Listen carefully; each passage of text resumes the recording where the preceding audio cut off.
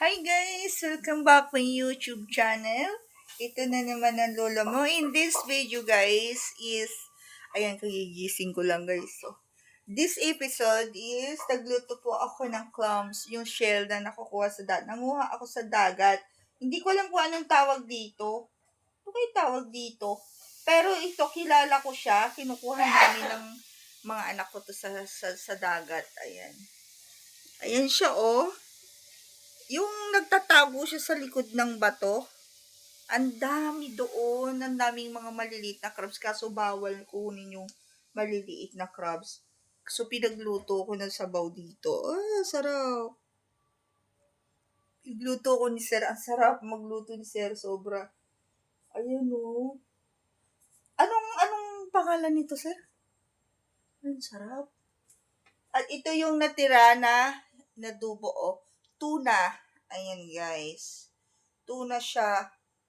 So, may okra? Ba't may okra to? Inadobo nila. Inadobo po yung yung tuna, sinahugan ng okra. Okay. Tingnan na natin, guys. Ay, init. Ayan, dami oh. Daming food, guys. Nag-ihaw po kami ng tuna kagabi. At saka yung, alam niyo, yung liig ng manok. Ito. Good.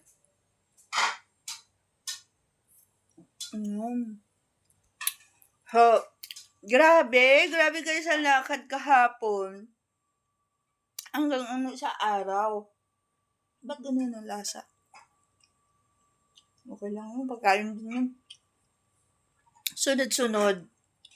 Galing po kami ng health center. And then, after the health center, pupunta pa sana kami ng project reserve for the site visit. No po? Ngayon, ang oras na kami nakarating kanina umaga kasi nag-overnight po kami kasi kagabi nakaalis na kami mga 9:30, nakarating na kami doon 10:30, mga kaibigan ko. So, anong nangyari guys? Yung tinutukoy ko po is yung sa Wakra Beach, yung overnight ng Wakra Beach dito, na sinelebrate ng D1 yung birthday ko. Halos isang linggo yan dati for celebration. Iba-ibang grupo yan. Nini-invite po nila ako. So, ngayon, meron ulit tayong nag-i-invite. For this one is for the business naman. This is the second group na nag-i-invite about the business. Actually, binisit niya ako kahapon dito. Ito yung pinaka-businessman na talagang pinasyalan pa talaga kami dito. As in, Pilipino din siya, kababayan. Kaya ngayon, nag-i-invite sila, mga mamaya pa namang gabi. At kahit pa paano, nakapagpahinga naman ng konti. At mamayang gabi, pupunta po kami doon. Abangan nyo yan, guys. Ang ganda ng business studies ko doon sa ino-offer din ng business. Kaya titingnan po natin. Ayan. So, ayan once again, guys. Ito, ang sarap po. Hindi ko lang alam ni Sir Robert. Sir Robert, anong shell to? Sir? Ano? May clams din dito, guys. Sarap. Ayan, oh. Juicy. Akala ko, ayan, oh. Ang sarap nito, sinahabawan. Ginawa ni Sels, parang oyster sauce, yung sinarsado lang niya ginisa lang niya sa kamatis. So, ayun, salamat naman. Kasi guys, every weekend, every race day, talagang si Sir, tinutulungan niya ako na siya din ang nagluluto kung anong gusto niyang iluto. So, ayun. Pero pag busy si Sir, talagang pinagluluto ko na rin po sila. As in, helping each other dito, sharing po dito sa accommodation po namin. So, ito po yung yung pagkain. May niluluto ba doon? Hindi ko alam kung ano. Ayan, guys. So, kain po tayo, guys. Kain tayo. Abangan po yung part 2, guys. Yan, guys. Meron tayong adobong manok. Binigay ito eh. At dalawang dilagyan ng dalawang nilaga. At saka yung kanina na binidyo ko is, ayan, kain tayo guys, kain tayo. Di ba ito walang may tagahawak talaga. Ang hirap mag-vlog na walang tagahawak. Ayan, kain po tayo guys. Sarap. Gutom na gutom po ako. The time here is 2 p.m. in the afternoon. So, namin ko yung bango-bango yung luto ni sir is, ayan guys, kain po tayo. Ay, namiss ko po talaga yung shell. Ayan, sabaw. Ayan, kain po tayo guys. Lagyan mo sili, sir. Ayan, sili. Sarap. Bakit namatay, Mariel? Alam niyo, pinapanood ko yung idol ko. Ayan guys. Taga Siargao. Magkamay tayo guys, mas gusto ko nun. Paano to kainin yung isa? Sinusundot to, di ba? May toothpick tayo, Andun sa may taas. Paano ako? Hindi. Wala. Pasensya na guys, talagang shy camera si sir. Minsan okay, minsan hindi. Kasi alam niyo naman yung mga tak ng mga tao.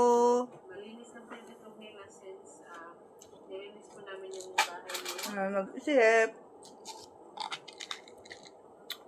Sarap. So, may bumibili po ng itlog po namin. Anong tawag ulit dito? Ha? Alam mo daw to, sabi ni sister ko. Kaisa. Hindi nag-share. Alam ko ni sir, sabi niya. Dahil sinipon kasi talaga yung kagabi Ayan guys, pakita ko sa inyo. Nakita ko to sa nung nag-travel ako, business travel ako sa Malaysia. Ganito yung alam niyo yung pag nagiinom sila, pulutan. Ayan, ayan. Oh, ang laki. Naputol. Ay, naputol. Sir, hindi ba nakakalason to? Ngayon lang ako kakain dito. Ba't mapait? Yung isang manok lang po talaga yung sinasama. Sayang, paborito pa naman yata to ni yung isa, no? Yung manok na yan. Yan, sarap guys. Iba-iba siyang shell. Pinulit ko lahat doon. Hindi naman bawal. Wag lang ang bawal yung maliliit na crabs. Yung mga pinapakain namin sa manok, yung lang talaga na yung problema is sinipon po yung isa kaya namatay. And sa awa ng Diyos, since Tapos namulit din po ako ng mga ginawa po namin ni Dave, tawag dun, mga shell na at bato na ilalagay ko sa aquarium. Sana naman mabuhay yung isda ko. Pero sabi, hindi mabubuhay yung hindi siya sinurvive agad. Wala naman dito pumapasok ng mga fox sa amin. Pero let's see. Dahil pwede yan sila di ba mag-dig. Pag alam mo yung fox, pwede yan dito mag-dig. Wala naman po. Sarap guys, sarap. Sa amin na baka may mga rabbit. Kaso medyo umalat kasi maalat yung dagat eh. Yung mga manok, I'm hoping wala pong mamamatay sa susunod dahil kawawa. Dahil hindi nga namin sinabi kang Sylvester dahil baka matruma lang siya na namatay yung manok. Marami pa naman manok guys. So, hindi na lang namin sinabi kang Sylvester kung anong nangyari sa manok dahil one of his favorite is si Timmy. Which is, okay naman po si Timmy. So, hopefully po talaga hindi nag-spread ng virus. So, po karami ang na-harvest po namin itlog. Alam niyo po, pag winter or pag palamig, tikman natin tong adobo guys. Mangingitlog dahil sa lamig din. And kailangan lang dito yung adobong balunan. Niluto ng sister ko, binigay niya sa akin. Isa tong sa dinner po namin. Tinahugal lang ng nilagang egg kasi paborito ko po yung nilagang egg in a day. Ang sarap. Namiss ko po talaga yung lasa ng shell guys. Kuha pa tayo ng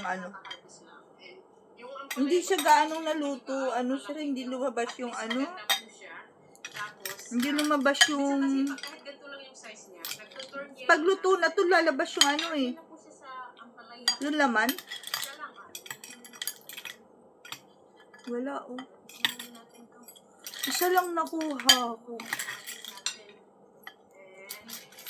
Ito yung Wala, hindi siya. for today. Pero alam nyo guys, ayan. Pati itong clam po, hindi siya hindi siya bumuka.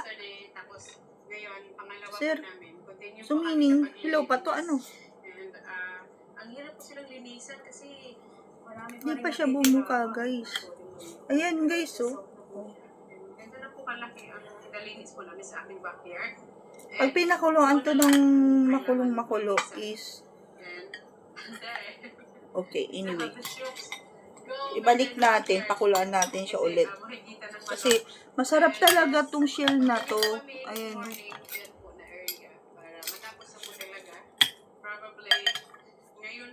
Ayan. Nakakuha ako ng shell guys. Ito, oh. May laman. Oh, diba? Sarap. Doon na lang na area sa kang semester na ang dami pa po. Tumitingin po ako kasi ng mga shell-shell dito. Tsaka yung mga tahong bihira po. Puro isda. Babalik kami doon soon pag may sasakyan na. Ayan guys, kain muna po ako guys. Oh, ang sarap po talaga. Itong tuna na to, ayan oh. Ang laki ng tuna po. Buntot to eh, yung buong buo. Inihaw nila. Tikman natin. Hindi pa ako nakatikim ng inihaw na tuna ngayon lang. Mostly prito at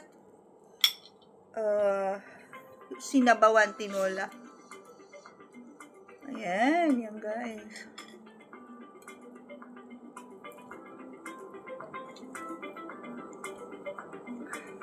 Ayan. So, hanggang dito na lamang guys. Thank you for watching po. Salamat po sa panunod nyo. Kakain muna po ako. And please like and share and comments down below po. And notification, bell the notification. And please subscribe po. Maraming salamat. Thank you. Thank you for watching. Bye. God bless guys. Love you.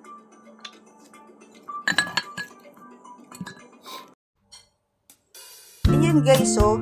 Yung nahuli kong isda. Pinipilit niya mag-survive. Actually, yung tubig nito, tubig dagat din. Mamaya, bibilihan ko siya ng aquarium. Ayan. Actually, dalawa yan. Yung isa kasi nadaganan ng shell. Ayan. So, mamaya, bibili ako ng oxygen nito. Ay, parang wala na to. Kailangan kasi nito ng oxygen, guys. Pero nyo, kagabi ko pa na ito, nilagay ko lang siya sa cups. Pili pa siyang talagang gusto ko ng isda po. Ayan o. Diba? Bili ako siya ng gulungan niya. Papalakihin ko natin. Ito yung pinalit ko kay MC. Gusto ko magkaroon na aquarium. Sooner or yun, i-visit up yung aquarium, guys. Ayan, gumagalaw-galaw pa.